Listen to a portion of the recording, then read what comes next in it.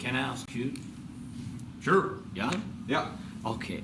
So he occupied our parts, big parts of Ukraine, part of East and Crimea. So he occupied it on 2014.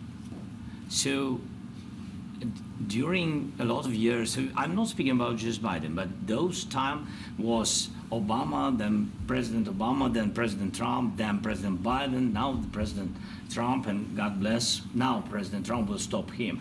But during 2014, nobody stopped him. He just occupied and took. He killed people. You know what the contact line? 2015. 2014. 2014 to 2014. 2014. Yeah. So I was, he killed. I was not here. Yeah, but That's exactly right. Yes, but during 2014 till 2022, yeah, the situation the same. The people are been dying on the contact line. Nobody stopped him. You know that we had conversations with him, a lot of conversation, my bilateral conversation, and we signed with him, me, like a new president. In 2019, I signed with him the deal. I signed with him, Macron and Merkel, we signed ceasefire. Ceasefire. All of them told me that he will never go. We signed him with gas contract. Gas contract. Yes, but after that, he broken this ceasefire. He killed our people and he didn't exchange prisoners. We signed the exchange of prisoners, but he didn't do it. What kind of diplomacy, JD, you are speaking about? What do you mean? I'm talking about the kind of diplomacy that's going to end the destruction of your country. Yes, but if you Mr. President, with respect, I think it's disrespectful for you to come into the Oval Office and try to litigate this in front of the American media. Right now, you guys are going around and forcing conscripts to the front lines because you have manpower problems. You should be thanking the president for trying to bring an end to this conflict. Have you ever been to Ukraine that you say what problems we have? I have been to. Come once. I've actually watched and seen the stories, and I know what happens is you bring them on a propaganda tour, Mr. President. Do you disagree that you've had problems bringing people into your military? We have problems. And do you think that it's respectful to come to the Oval Office of the United States of America and attack the administration that is trying to prevent the destruction of your country? A lot of questions. Let's start from the beginning. Sure. First of all, during the war, everybody has problems, even you, but you have nice ocean and don't feel now, but you will feel it in the future. God bless. You don't know that. God bless. You God bless. You will not have a war. Don't tell us what we're going to feel. We're trying to solve a problem. Don't tell us what we're going to feel. I'm not telling you. Because you're in no position to dictate that. That's exactly what you're doing. You're in no position to dictate what we're going to feel.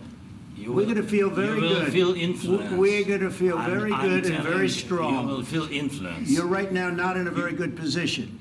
You've allowed yourself to be in a very bad position, and he happens to be right about it. From the very beginning of the war. You're not in a good position. You don't have the the cards right now. With us, you start having not cards. playing cards. Right now, you don't. I'm You're playing serious, cards. Mr. President. You're I'm playing very cards. serious. You're I'm gambling the with the president lives in of war. millions of people. You You're gambling with World War III. You're gambling with World War III. And what you're doing is very disrespectful to the country, this country, that's back to you, far more than a lot of people said they should have. Have you said thank you once? This A lot entire of meeting? times. No, in this Even entire today. meeting, have you said thank Even you? today. You went to Pennsylvania and campaigned for the opposition in October. Offer some words of appreciation for the United States of America and the president who's trying to save your country. Please, you think that if you will speak very loudly about the war, you He's can... not speaking loudly. He's not speaking loudly. Your country's in big trouble. Can I Wait a answer? minute. No, Can you've I done a lot answer? of talking. Your country is in big trouble. I know. You're not I winning. know. You're not winning this. You have a damn good chance of coming out okay because of us. Mr. President, we are staying in our country, staying strong from the very beginning of the war. We've been alone, and we are thankful. I said thanks You haven't in been this alone. cabinet, You and haven't not been only alone. in this We cabinet. gave you, through I this said thank stupid you. president, $350 billion. You voted we gave for you your military president. equipment, You and you voted men for are your brave, president. but they had to use our military. What about you If you didn't have You our invited military me- equipment, you invited if me you to didn't speak. have our military equipment, this war would have been over in 2 weeks. In 3 okay? days, I heard it from Putin. In 3 days, this is something Maybe new. less. In 2 weeks, of course, It's yes. going to be a very hard thing to do business like this. Again, I tell you. just say thank you. I said a lot of times that thank you to that- American people. Accept that there are disagreements, and let's go litigate those disagreements rather than trying to fight it out in the American media when you're wrong.